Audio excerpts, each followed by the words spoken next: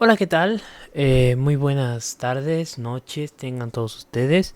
El día de hoy vamos a empezar con el tema de fracturas de la clavícula y bueno, también fracturas de lo que es escápula.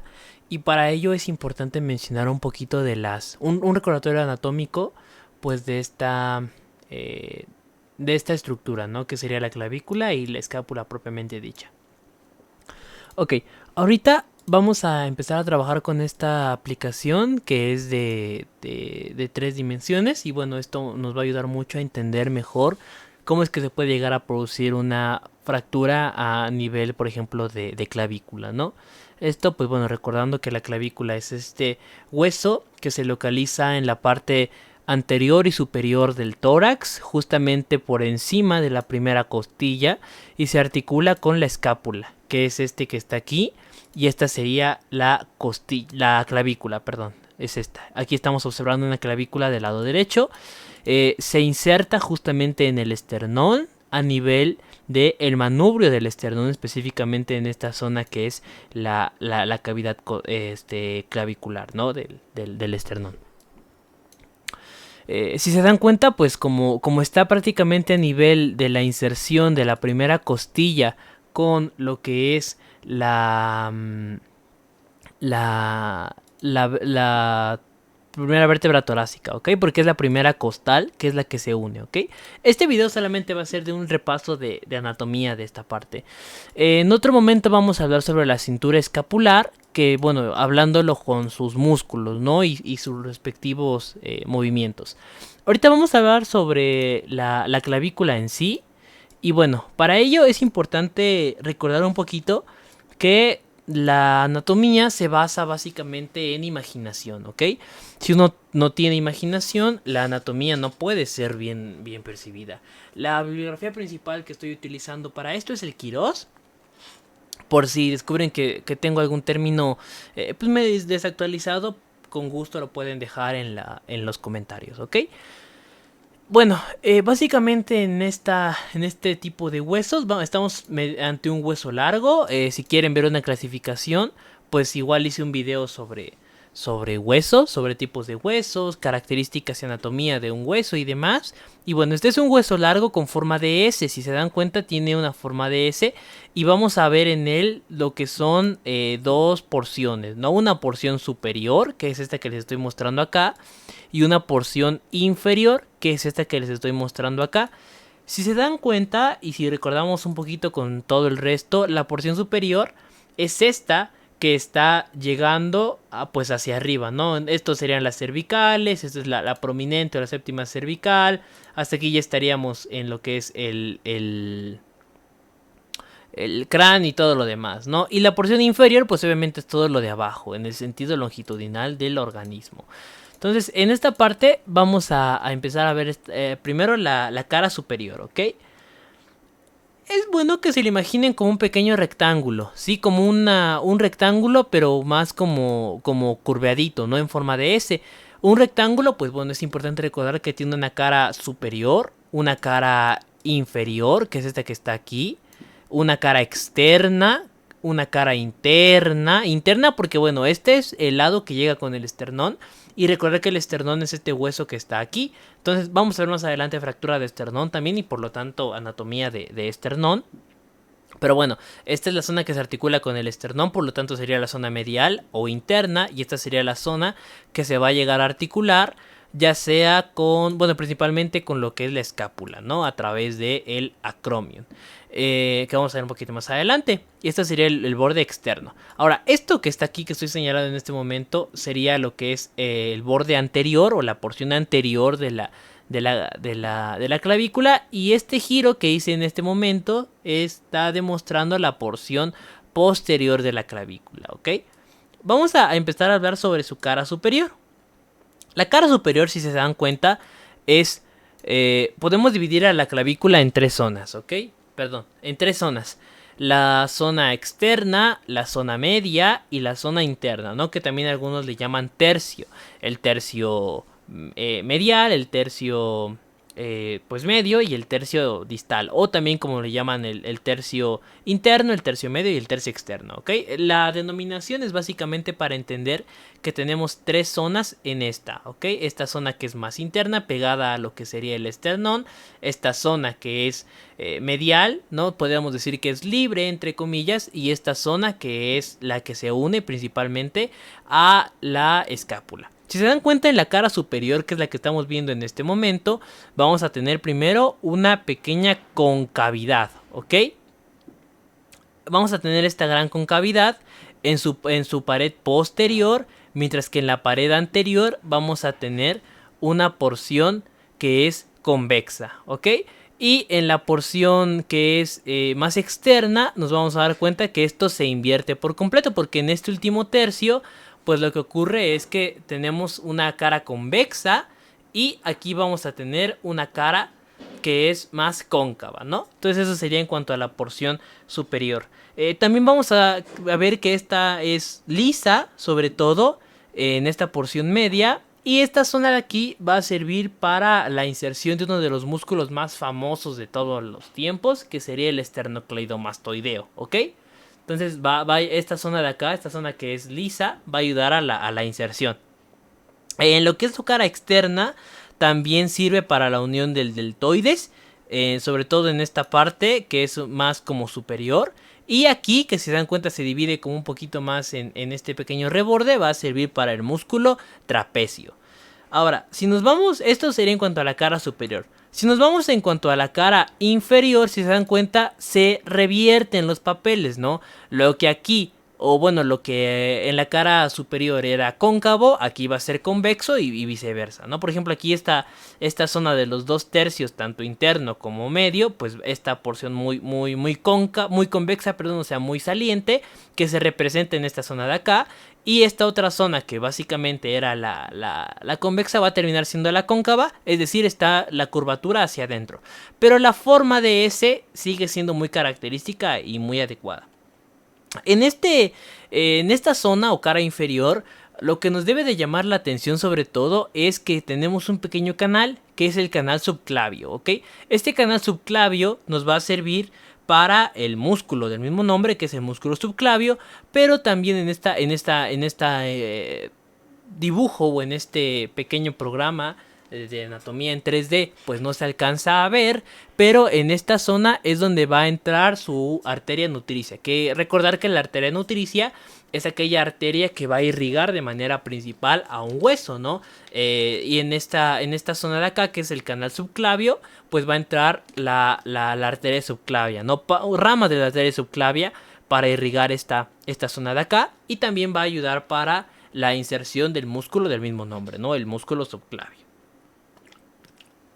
En cuanto a la porción externa, aquí va a ayudarnos sobre todo para la inserción de los ligamentos trapezoides y conoides, ¿ok? Aquí se inserta el trapezoide y aquí el conoide. Y en cuanto a la porción interna, sobre todo porque está súper unido a lo que es esta parte de la clavícula, ¿no? De la costilla junto con el esternón, va a ayudarnos a unir a lo que es el ligamento costoclavicular. Es decir, esta porción de acá va a permitir la unión entre la clavícula y las costillas. Volvemos a aislar esto. Y eso sería en cuanto a la cara inferior, ¿ok? Entonces, puntos importantes a recordar hasta ahora. Que tiene forma de S, es un hueso de tipo largo, que sobre todo va a tener ciertas curvaturas que la hacen cóncava o convexa según sea la perspectiva. En la cara superior vamos a darnos cuenta que es una porción muy lisa, mientras que en la cara inferior tenemos al canal subclavio, ¿no? Que sirve para la arteria nutricia y para el músculo del mismo nombre. Además del ligamento trapezoide y también conoide, ¿no? Que está en esta zona de acá. Y el costo clavicular, que sería para que la primera costilla sobre todo quede muy firme. En cuanto al borde anterior, que es este que estamos viendo acá, 2/3 van a ser convexos y redondeados. Aquí prácticamente se ve como si fuera recto, pero bueno, hay que recordar que esto está pues curvadito, ¿no? Porque está salido. Entonces sería el borde convexo, que es este que viene aquí, y bastante redondeado. Esto sobre todo es para el músculo del gran pectoral. Y esta última zona que está aquí, que sería igual de la porción anterior, pero como la porción externa, va a ser para el músculo deltoides, ¿ok? Básicamente el deltoides va a permitir su inserción desde aquí, desde la porción superior, pero también se va a terminar amarrando acá. Y de hecho cuando veamos ahorita a la escápula, se van a dar cuenta que la escápula también tiene cierta parte para la inserción del deltoides.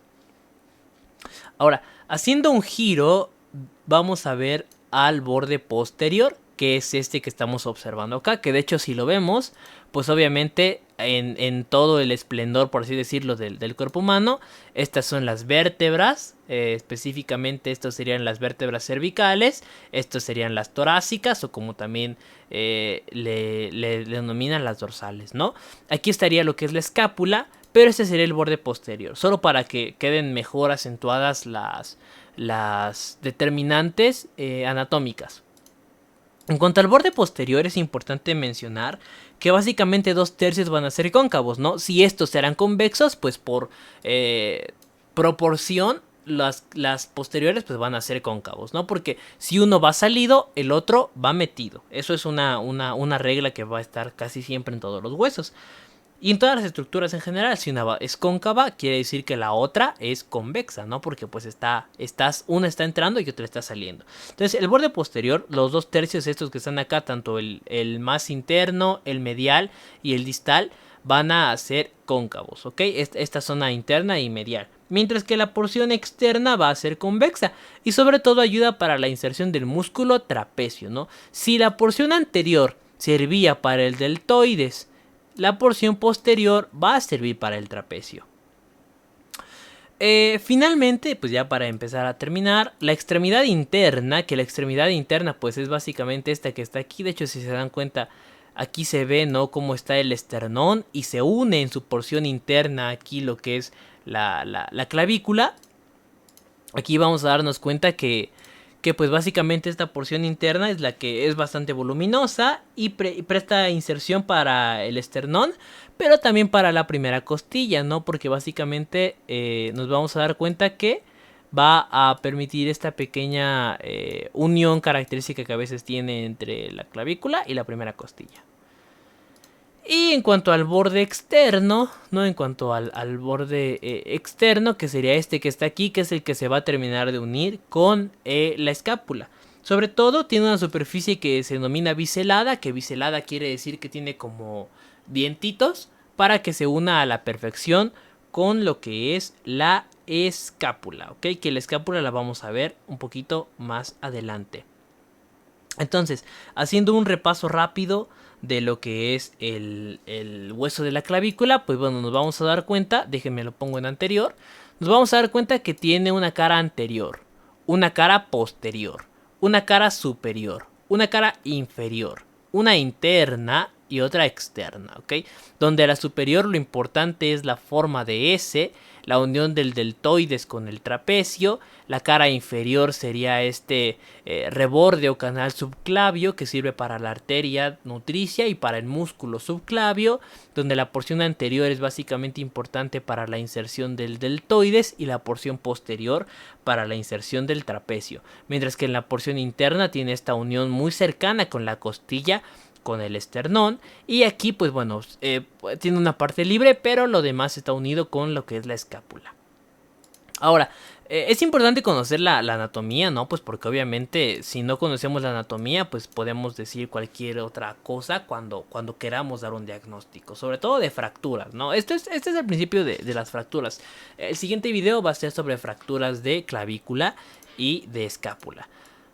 Si ponemos a la escápula, que es esta que estamos viendo acá, este huesito que estamos viendo acá, si lo aislamos, como hice en este momento, que fue básicamente para visualizarlo de manera autónoma, nos vamos a dar cuenta que tiene forma como de... la bibliografía lo menciona como una forma triangular, ¿no? A mí me gusta decirle forma de oreja. De hecho, si se dan cuenta, y si lo quisiéramos girar un poquito más así, pues bueno, incluso parece como una oreja de elefante, ¿no? De hecho, sí se parece un chorro a una oreja de elefante. Pero bueno, eso sería en cuanto a a la forma, ¿no? Que sería, es un hueso plano. Es un hueso plano porque, bueno, básicamente si se dan cuenta como es muy delgadito en básicamente todo su esplendor. Solamente esta parte sería como la más ancha. De ahí pues todo es súper delgadito. Aquí lo importante sería empezar a visualizar sus distintas perspectivas, ¿no? Déjenme lo pongo en anterior para que comience de mejor manera. Aquí es importante saber que la escápula, anteriormente denominada omóplato, se va a tener lo que son dos caras, ¿no? Una cara anterior, que es esta que estoy señalando en este momento, y una cara posterior, que es esta que estoy señalando en este momento. Sería esta, ¿no? Anterior y posterior. Ahora vamos a tener tres bordes. Un borde superior, que es el que estoy señalando en este momento. Un borde interno, que es este que estoy señalando en este momento. ¿Por qué? Porque bueno, si recordamos, básicamente el borde interno es el que va a estar pegado a las vértebras, ¿no? Incluso algunos le llaman el borde vertebral. ¿Por qué? Porque justamente tenemos esta unión hacia el punto medio, que sería lo que son las vértebras. Y finalmente vamos a tener, bueno, no finalmente, sino vamos a tener un borde externo, que es este que viene por acá, que da hacia afuera, junto con tres ángulos, ¿no? Un ángulo que va a ser un ángulo más súpero, externo, porque está en la porción superior y externa, recordando un poquito de los principios de planimetría. Un ángulo súpero interno, porque está en la porción superior e interna. Y un ángulo inferior, ¿no? Pues porque está en la porción del vértice del hueso. Aquí que es importante saber, por ejemplo, en la cara anterior, que es esta que estoy señalando en este momento, si se dan cuenta hay un gran espacio. Este gran espacio se denomina como fosa subescapular, ¿ok? Esta fosa subescapular va a servir, si se dan cuenta que hay unos pequeños rebordes, que estos rebordes básicamente van a hacer, si se dan cuenta dice fosa subescapular, y todos estos rebordes van a ser los que van a servir para una mejor inserción del músculo subescapular, ¿ok? Del músculo del mismo nombre. Entonces aquí va a estar lo que es la fosa subescapular. ¿Qué más es importante en esta cara de acá? Este pequeño canal que se ve en esta porción, ¿ok? Este pequeño canal que se ve en esta porción se denomina un canal axilar, ¿ok? Porque está en la cara axilar, ¿no? O en el borde axilar o borde externo. Este canal axilar básicamente presta inserción para los músculos subescapular y para el serrato mayor, ¿ok? Y justamente va a venir desde este vértice, o sea, desde el ángulo inferior que es este, hasta una pequeña situación ahí que se denomina como un tubérculo subglenoideo. ¿Por qué? Porque básicamente esta zona de aquí, o esta pequeña como pera, más o menos si lo queremos ver así, como este huequito que está aquí, se llama cavidad glenoidea. Si se dan cuenta aquí hay una pequeña bolita, que esta bolita básicamente lo que nos representa es un pequeño tubérculo, ¿ok? El tubérculo subglenoideo, que presta también inserción para los músculos de la región. Que es importante recordar que, por ejemplo, en esta zona sería el subescapular, que es muy grande, y el serrato mayor, ¿no? Que es básicamente esta que está aquí. E incluso algunos le llaman el serrato anterior, ¿no? Que también es una buena denominación de este músculo. Esto sería en cuanto a su cara anterior, ¿no? En cuanto a su cara posterior, básicamente igual es sencilla, pero nos encontramos con una estructura que, o sea, que creo que se visualiza súper a la perfección a la primera, ¿no? Esta estructura se llama la espina de la escápula o espina del omóplato, ¿no? Dependiendo de qué bibliografía consulten, esta es la espina. Esta espina básicamente tiene dos zonas.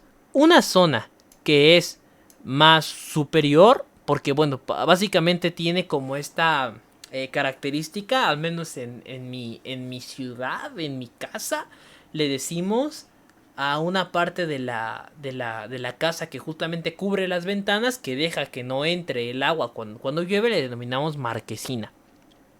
Y esto se parece muchísimo a una marquesina, ¿no? Esta marquesina básicamente va a tener una cara superior y una cara inferior, ¿no? Que esta cara inferior deja como una pequeña fosita. Pues bueno, esta zona de aquí se va a denominar como porción o fosa supraglenoidea, supraespinosa. ¿Por qué supraespinosa? Porque bueno, porque está encima de la espina del omóplato o espina de la escápula. Y esta va a ser, por obvias razones, la porción infraespinosa, ¿no? Porque está por debajo de esta espina del omóplato. También es importante saber que esta porción supraespinosa va a ayudar para la mejor inserción del músculo trapecio, que si ustedes recuerdan, el músculo trapecio también se insertaba sobre todo en lo que era la cara posterior de lo que es la costilla. La clavícula, que está en esta zona de acá. Mientras que la porción infraespinosa, que es esta que vemos por acá, déjenlo aíslo de nuevo. Esta porción infraespinosa va a servir para la inserción del músculo deltoides, ¿ok? La espina va a tener dos zonas características también, ¿no? Una zona anterior, que básicamente la zona anterior es una porción que está fusionada con el hueso, o sea, se dan cuenta, no hay como una división real. Pero la zona posterior sí tiene un borde libre, que es todo esto que está aquí, y bueno, sirve para una mejor inserción de los músculos, ¿no? Pero la porción supraespinosa e infraespinosa se conectan en este punto de acá. Este punto de aquí, que vemos en este momento, este que estoy señalando acá, se denomina acromión, ¿ok? El acromión. Y va a tener algunas zonas características. Lo principal es que tiene un vértice, que es la saliente justamente que comunica entre la porción superior y la porción inferior, ¿ok? Entre la porción superior y la porción inferior, que es esta que estamos viendo acá arribita. Que perdón, ahí está, se perdió un poquito en el video. Que es esta que está aquí. Y bueno, la porción aquí, que sería un pequeño reborde condral, o un pequeño reborde, una pequeña cavidad, para que se inserte aquí la clavícula, ¿no? Que me permiten, voy a regresar. Aquí se alcanza a ver de mejor manera cómo se inserta, ¿no? Esta porción, aquí se ve muy bien cómo se inserta la clavícula. Y déjenme lo aíslo, lo quito, lo aíslo y demás, ¿no? Eso es importante observarlo.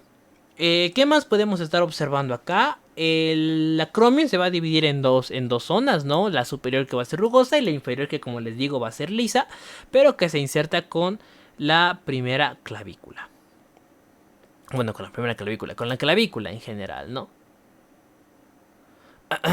¿Qué más es importante en este huesito que sería la escápula? Porque es importante reconocerlo cuando hay una fractura de escápula, ¿no? Fractura a este nivel escapular, a nivel de la cintura escapular, o también una fractura a nivel de la clavícula, que es el hueso que veíamos anteriormente.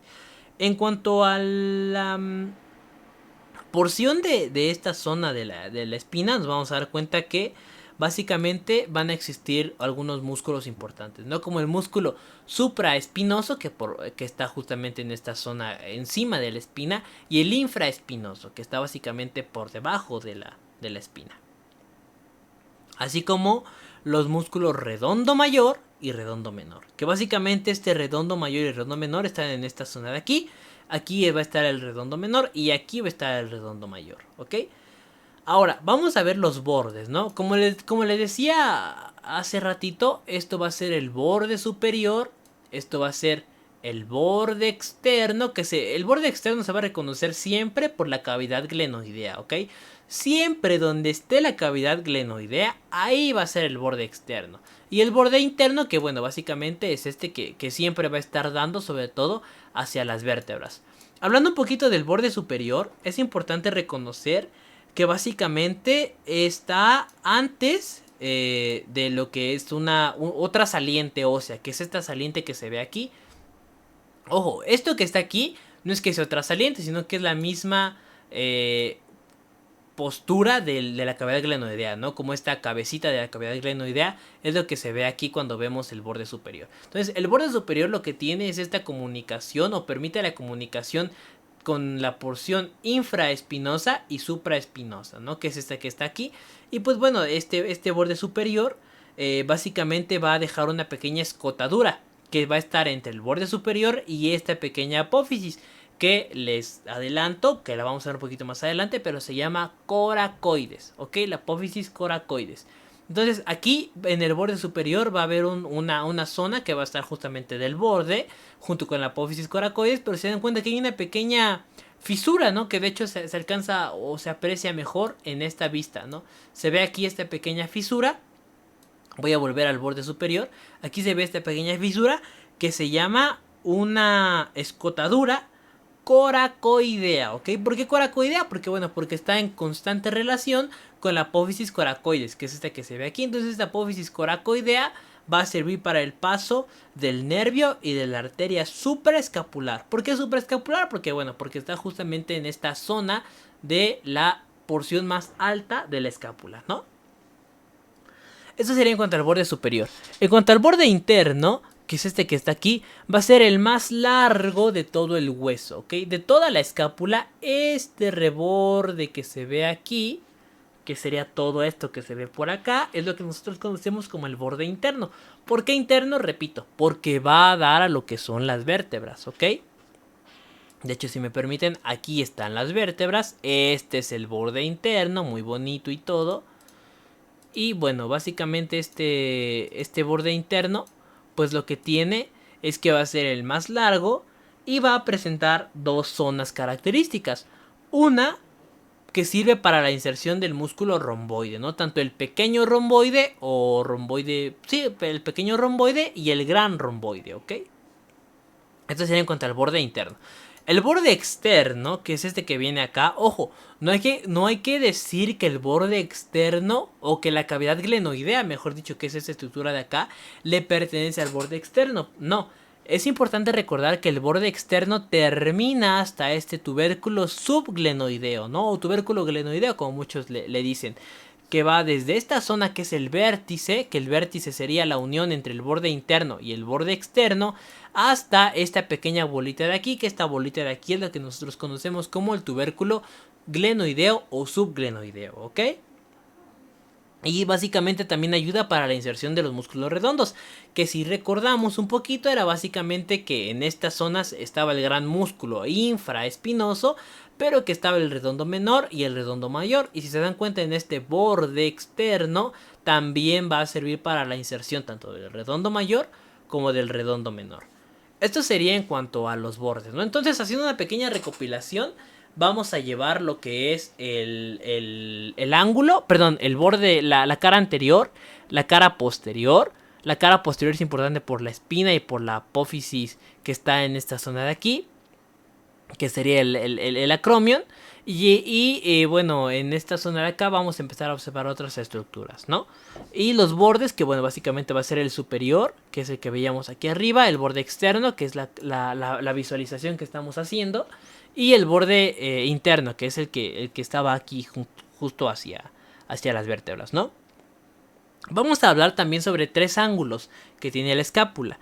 El primer ángulo es el ángulo supero interno, que es básicamente, para no meternos en tanto lío, es la unión entre el borde superior, que es este que está aquí, y el borde interno, y por eso es supero interno, ¿no? O sea, para no meternos en tanta cuestión ni nada por el estilo. Se dan cuenta, forma casi un ángulo de 90 grados. Aquí se ve mejor.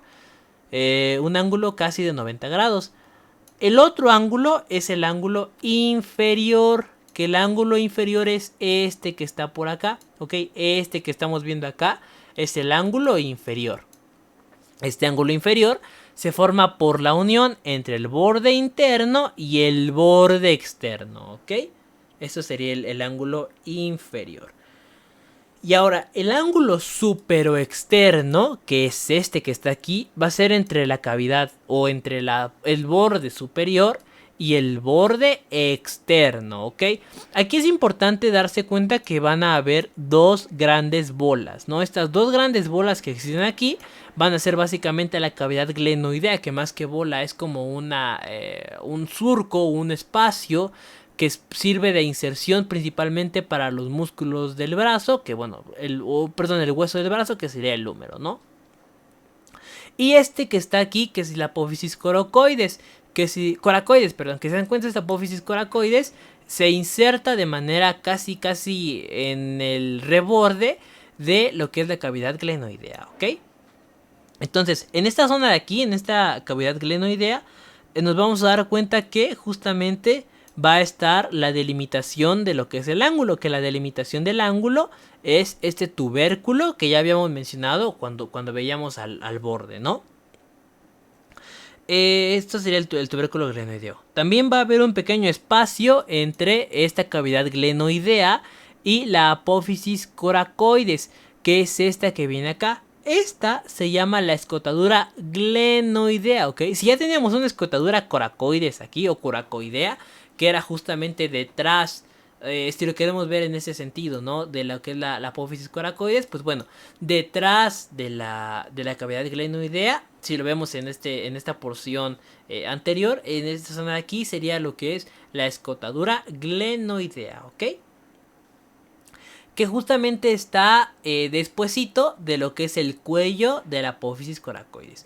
Y ahora, hablando de apófisis coracoides, que es esta que se ve por aquí, nos vamos a dar cuenta que tiene básicamente una cara anterior, una cara posterior, un vértice, y también va a tener otras porciones, ¿no? Por ejemplo, la cara superior va a ser muy rugosa y la inferior va a ser muy lisa. De hecho, si se dan cuenta, parece como una cabecita de dinosaurio, junto con un cuello. Este cuello es la porción vertical de la apófisis coracoides. La porción posterior, que viene en esta zona de aquí, va a ser para los ligamentos coracoclaviculares. ¿Qué quiere decir esto? Que van a estar entre la porción de lo que es la clavícula, que es importante recordar que la clavícula aquí está pasando, ¿ok? Esto que está aquí, déjenme hago una selección múltiple para ya no estar moviendo tanto. Esto que está aquí es la clavícula, ¿ok? Este hueso que viene para acá. Y se dan cuenta, aquí tenemos a la apófisis coracoides. Bueno, en esta zona de aquí van a haber unos ligamentos que van a ser los coracoclaviculares. ¿Por qué coracoclaviculares? Porque bueno, van de la coracoides a la clavícula, ¿no? En esta porción de aquí, sobre todo en esta porción más posterior, ¿no? Mientras que en la porción anterior, que sería esta que viene por acá, que bueno, de hecho se ve muy bonita la sombra que me está haciendo la clavícula en esta zona de aquí, básicamente sirve para la inserción de del pectoral, ¿ok? Del músculo pectoral. Ahora, el vértice de la apófisis coracoides, que es esta bolita que está aquí, básicamente es redondeado y va a ser rugosa también para prestar inserción de otros músculos de la zona. Entonces, haciendo una pequeña recapitulación de estos dos huesos, que son los que vamos a ver en cuanto a las fracturas, lo que es importante de recordar es que, por ejemplo, este que está aquí, que es la clavícula, va a tener sus tres porciones, ¿no? La interna, la media y la externa, junto con la cara superior, inferior, externa obviamente, interna y externa obviamente, la anterior y la posterior. La clavícula es este gran hueso largo con forma de S que se inserta justamente o se une en lo que es la escápula y se une de manera adecuada a lo que es este reborde, que es el del acromion, no acromion como muchos le llaman. En cuanto a lo que es la pura escápula, que la voy a poner aquí mejor en grande. La pura escápula es importante recordar que tiene dos caras, ¿no? La cara anterior y la cara posterior. Donde la cara anterior es importante recordar esta fosa subescapular junto con el canal axilar. Y la porción posterior va a ser justamente la que tiene la espina de la escápula, con esta fosa supraespinosa e infraespinosa que terminan en el acromion. Los bordes que ya mencionábamos, ¿no? El borde superior, el borde externo y el borde interno. Y finalmente estaríamos hablando de lo que es los ángulos, ¿no? El ángulo supero interno, que está muy sencillito, y el ángulo inferior, ¿no? Que también está muy sencillito. Que básicamente y respectivamente, ¿no? En el supero interno va a ser el borde superior con el borde interno, y el inferior va a ser el borde interno con el borde externo, que sería este que está aquí. Mientras que el borde supero externo, porque está en la porción superior y externa, va a tener a lo que es la cavidad glenoidea, que sirve principalmente para la inserción del húmero, y a la apófisis coracoides, ¿no? Que esta coracoides básicamente es la que también ayuda para prestar inserción a la costilla, a las costillas, perdón, y a lo que es la clavícula, ¿no? Con estos ligamentos coracoclaviculares. Y bueno, esto sería básicamente todo sobre anatomía de lo que es el escápula y clavícula, ¿no? Recordar que es importante que la clavícula es un hueso largo y la escápula es un hueso plano. Va a tener hueso esponjoso, sobre todo en estas apófisis. Y la clavícula realmente no tiene mucho hueso esponjoso, aunque en su centro puede llegar a tener algo. Y eso es importante sobre todo para la consolidación ósea que va a tener este tipo de estructuras, ¿no? Y nada, eso sería todo de mi parte. Muchas gracias por su atención.